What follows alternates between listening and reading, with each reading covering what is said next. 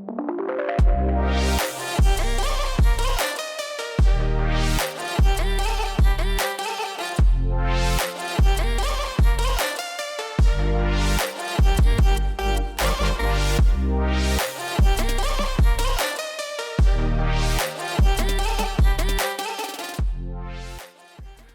hey everyone, so excited for Life Group tonight, and I'm stoked because me and Will, we're going to be talking about the power of the next generation, one generation investing into another. And I'm so stoked you're here. It's going to be a good time. Pumped to see you, pumped to be here together. Yeah, it's going to be cool. And we really believe tonight that as we talk about the power of one generation speaking into the next, of how we as young people can look to the generations that have gone before us.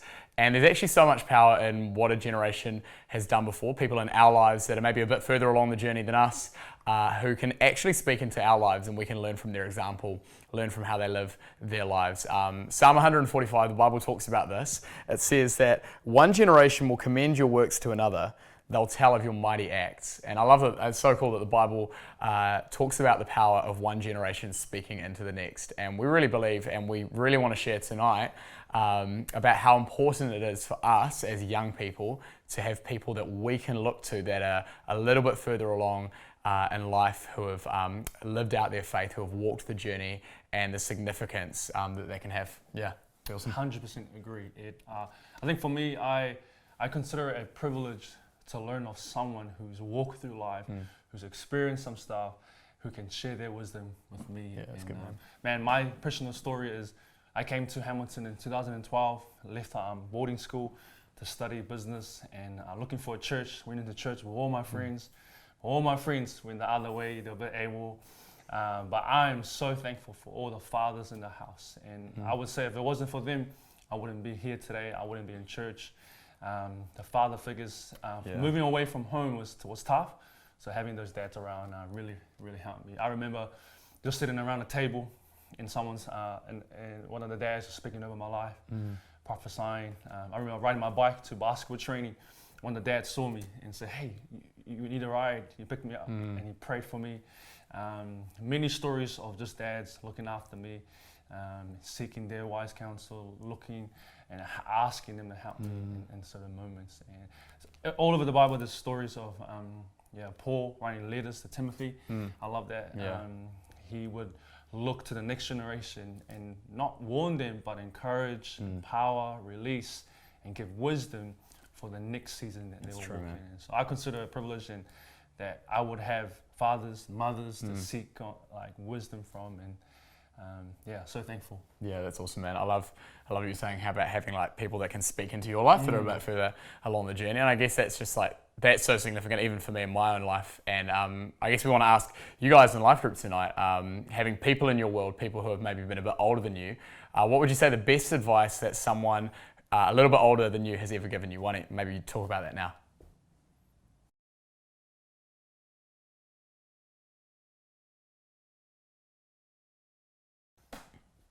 Welcome back, fam. I hope you guys had a good time. As you know, we've just talked about the importance of having wisdom and input from an older generation. But hey, I want to ask you, where do I start if I want to find a mentor, mom or dad at church? How do I it's quite hard to think where I start. Yeah. What would you say? Yeah, that's good, man. I reckon for me, and something I guess I learned, or I maybe did or learned from other people who have been a bit further along the journey than me, is when I was looking for someone to kind of speak into my life who was a little bit older, I would just kind of look at what's the fruit of their life. What I mean by that is when I look at their life, or when you look at someone in your life who's a little bit older than you, how are they living their life? How do they lead their family? How are they an amazing husband or wife or father or mother? What are the things they're doing for God, not just for God, but with God as well? I think for me that was really huge when I moved to Wellington, similar to you, moving from another city to study. To look to people who are a bit older than me, who were just really amazing examples. I looked at the fruit of their life, and I saw people that I really aspired to be, people who were following God, people who were doing amazing things for God. And then I gave them, so the first thing was I looked for the fruit, and I think it's really important to look at the fruit of people's lives and see, man, are they the kind of people that I want to follow, that I could really see myself learning from that example. And then I gave them an opportunity to speak into my life. I was open to them, and I think that's another really key thing, is being open to their discipleship, open to their investment. I think I love that you touched on what Paul was saying to Timothy, and he also speaks in 1 Corinthians 4 that there are many teachers, but there are not many spiritual fathers, and he's speaking as a father to a church in 1 Corinthians, and he's saying to the church in Corinth that out of love, that out of his heart for them, he wants to speak into their life. And I think that's a really great picture of having people who can speak into our lives and challenge us. So yeah, I'd say just like looking for the fruit, how do they live their lives? And then the next thing I did was just allow them an opportunity to speak into my life. Love that, bro. And just to add to that, I would look for someone who's trustworthy, someone who walks with integrity. I like what you said about the fruit, and I think about the fruit of the Spirit. Look for someone who portrays that, who lives that in their lives. And like what you said, like look for someone who you aspire to be. Yeah. Not just what they do, but who you aspire to be, the character that you want to reflect. Yeah, and so live. true. And, Yeah, I think it's interesting as well, because we can sometimes like write off the next generation and think, oh man, because they don't do things or don't understand things as we do. Like I was talking to someone who was speaking about someone in their life who's really invested into them, and he's like, man, I have to help him with his iPhone all the time. He has no idea when it's like a new update. He has no idea what he's doing. But this guy, he's saying, is like, even though I have to help him like with all this stuff, like all this tech stuff, he has no idea what he's doing. Like this classic, gets out his glasses and like doesn't really know what he's up to.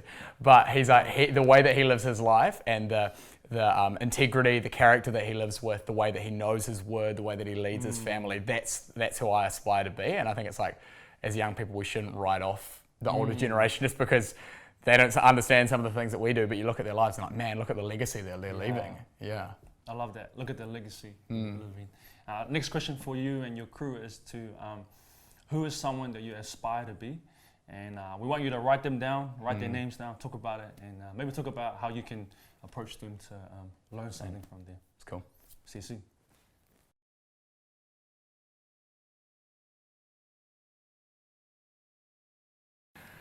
Awesome. Well, I hope you guys have been having some amazing discussions. And well, bro, I wanted to ask you, what are some things in your life that have maybe stopped you seeking out people to kind of speak into your life? I think for me, the biggest thing has been fear.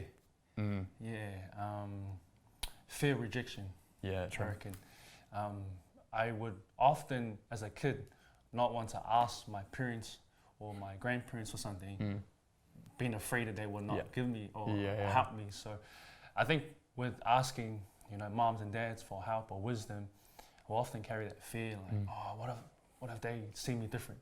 Yeah. What if they, like just not want to help me, But what I've learned is that, man, if I have a genuine heart to grow, a genuine desire to learn and become more like Jesus and use these amazing families around me, like there's no like loss in that. Like I'm trying to learn. So yeah, for me, I've learned to just trust that like God has a plan for me, but also to have an open heart, and an open mind when I'm asking these questions of people, and like just understanding that the wisdom they have, I'm going to benefit from. Yeah. So I have to come to a point where, you know what, it might hurt or it might not like be what I thought, but I know I'm taking the right step to seeking wisdom. Yeah. If that makes sense. Yeah, it makes sense. Yeah, I get that.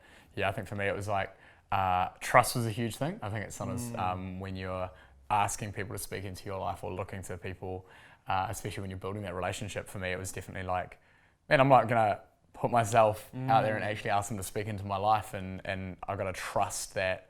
I mean, it's kind of going back to what we were saying before about like looking at their life and being like, they look like someone I could really trust.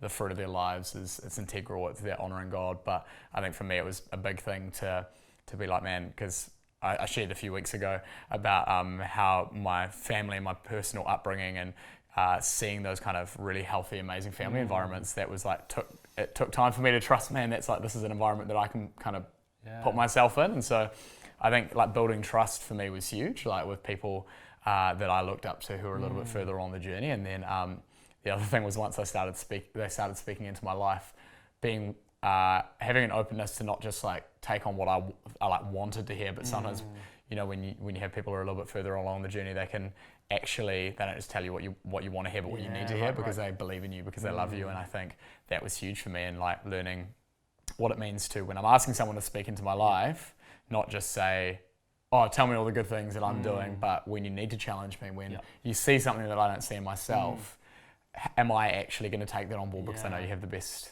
in mind for me? I love that, bro, because it's a fresh perspective.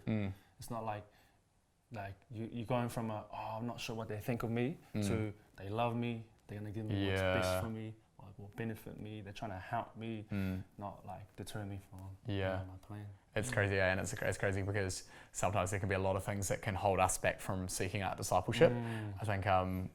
I think it's really a challenge to not hold back and not wait for someone to come to us, but actually to seek it out ourselves. So I guess as we close today, we wanted to ask you guys in your life groups, we're going to hand back to you guys.